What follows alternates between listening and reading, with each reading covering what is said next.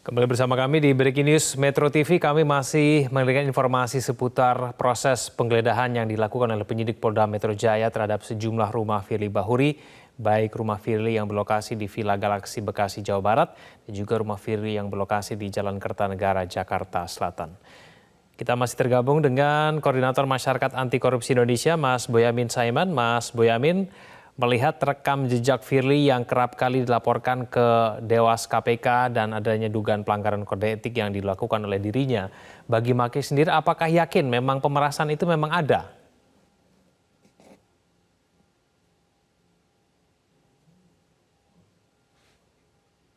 Mas Boyamin, mohon maaf, suaranya masih di-mute, boleh di-unmute dulu? Ya, Ya, setidaknya silakan, saya Mas pura-pura jadi detektif partikelir dulu ya kan ya. Kira-kira apa sih gambarannya kan gitu kan. Kalau soal yakin ya saya yakin gitu. Tapi kan harus ada gambaran kan itu.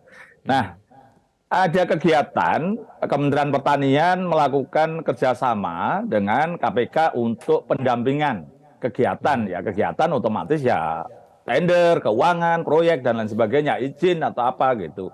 Ya di awal-awal zaman Kementerian Pertanian dipimpin oleh Pak Yassin Limpo, itu ada MOU. Nah, yang nandatangani MOU itu bahkan Pak Pahala Nenggolan gitu kan. Nah, pada posisi itu ada hubungan komunikasi diduga loh ya, antara Pak Yassin Limpo dengan Pak Firly melalui Kapolresta Semarang, Kapolrestabes Semarang, Anwar Irwan. Gitu. Nah, diduga itu. Nah, kemudian ada proses itu yang didugaan-dugaan bahwa ada pemberian honor gitu. Nah, pemberian honor jumlah berapa atau uangnya berapa ini yang perlu didalami oleh penyidik. Terus kedua, pada saat hari raya diduga Pak Yassin Limpo itu yang memberikan perhatian lah karena sudah bersedia begitu, maka kemudian ada dugaan pemberian THR. Nah, THR itu bisa tadi ya melalui Irwan Anwar gitu yang diduga pemberian itu. Gitu. Nah, THR itu jumlahnya berapa ya didalami penyidik apakah benar atau tidak dua peristiwa ini tadi. Nah, yang ketiga adalah yang diduga terkait dengan di lapangan bulu tangkis yang ini sudah terkonfirmasi dan kalau bicara pasal 36 sudah tidak bisa mengelak lagi gitu. Hanya soal sekarang ngelesnya Pak Firly itu katanya jauh sebelum ditangani penyidikan. Nah, tapi kan pelaporan itu sudah ada, makanya kemarin kan Direktur Pengaduan Masyarakat juga dipanggil. Sebenarnya pengaduan masyarakat ini di tahun berapa sih? Diduga tahun 2021. Terus kemudian prosesnya telaah, proses pengumpulan bahan keterangan, menuju penyelidikan segala macam kan tahun berapa, bulan berapa. Nah, itu yang kuncinya di situ.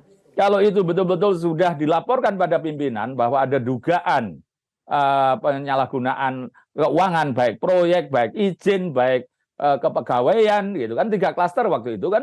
Pegawai itu mutasi dan promosi. Terus proyek berkaitan dengan dugaan korupsi di proyek-proyek imunisasi penyakit mulut dan kuku sapi. Yang ketiga berkaitan dengan izin. Izin ini rekomendasi biasanya impor atau ekspor, khususnya impor. Nah, ini kan ada komoditas impor bawang misalnya. Nah, dari itu kan proses itu kan kemudian menjadikan Pak Yassin Limpo itu berusaha melakukan pendekatan. Karena memang sudah ada proses yang resmi dari KPK untuk minta dokumen paling tidak. Atau ada yang bertanya-tanya atau melakukan klarifikasi. Nah, ini yang pasal 36 ini saya yakin sih kalau itu sudah tinggal hanya soal menunggu waktu aja untuk penetapan tersangka bagi penyidik Polda terhadap yang diduga Pak Firly gitu. Tapi kalau yang nomor 1, 2 tadi terkait dengan honor, terkait dengan THR, ya perlu didalami karena ada istilahnya gitu. Saya pernah menangani ini kan di Bea Cukai Bandara, ada oknum yang meminta uang tadinya diberi tanda kutip kayak suap. Tapi berikutnya minta tambahan misalnya. Diduga ini setidaknya pemerasan atau gratifikasi. Nah, kalau kita mengandalkan pengakuan, semua bisa jadi tidak ngaku. Maka diberikan reward kepada pemberi, supaya buka-bukaan maka hanya jadi saksi. Nah, ini kan juga begitu. Dalam konteks itu karena apa? Suap itu sulit dibongkar karena apa? Pemberi juga kena, maka tidak akan buka-bukaan.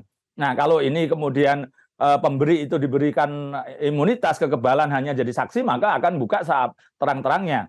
Nah, sekarang persoalannya Anwar Irwan itu apakah betul-betul uang yang dititipkan dari Pak Yassin Limpo 2 kali tadi yang diduga kontennya itu adalah honor dan konten THR itu betul-betul nyampe gitu kan, atau ditilep sendiri kan itu. Nah, inilah penyidik, penuntut, jaksa dan hakim nanti akan menilai sebenarnya duit itu ditilep pembawa atau nyampe kepada yang dituju. Kan pasti saling bertolak belakang nih. Pembawa mengaku bisa jadi sudah diserahkan. Si yang diduga menerima atau yang dituduh menerima, kemudian mengatakan tidak menerima. Gitu. Nah, ini kan kemudian siapa yang dipercaya? Nah, itu kemudian dilengkapi dengan petunjuk. Gitu. Kira-kira yang ini yang berbohong siapa? Nah, itulah keyakinan hakim nanti akan memutus ini bersalah atau tidak bersalah. Ada Mas Boyamin, kalau misalnya memang hubungan dari gratifikasi. kedua orang ini sudah cukup lama, lalu kemudian yang membuat hubungannya menjadi seperti ini itu kenapa? Kejadian apa, Mas Boyamin? Ya, justru itulah kemudian ketika Pak Yassin Limpo dijadikan tersangka kasus korupsi. Nah, mungkin ini kan harus kita lihat Pak Yassin Limpo ini kan orang bone gitu, bukan orang-orang yang dalam secara pada posisi kejantanannya lebih hebat dari yang biasa yang lain-lain gitu kan.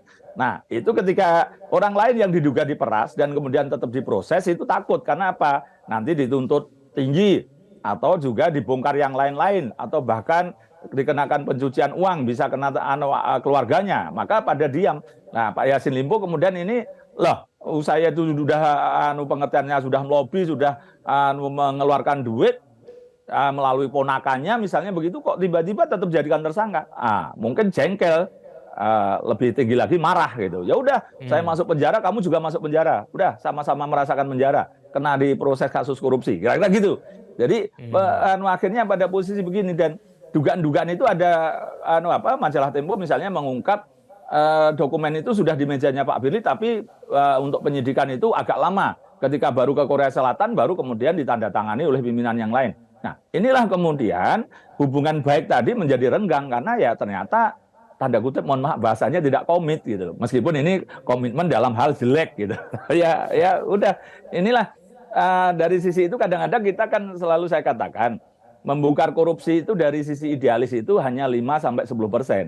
Yang lain-lain karena ya itu tadi saling bongkar, tidak dapat bagian atau politik menghantam supaya bisa menggantikan misalnya wakil bupati menghantam bupatinya. Ya.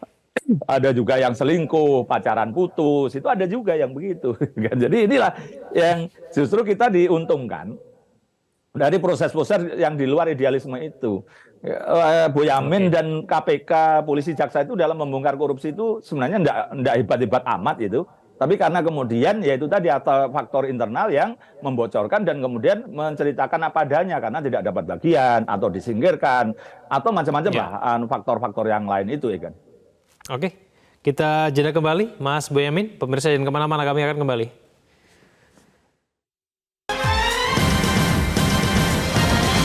Jelajahi cara baru mendapatkan informasi. Download Metro TV Extend sekarang.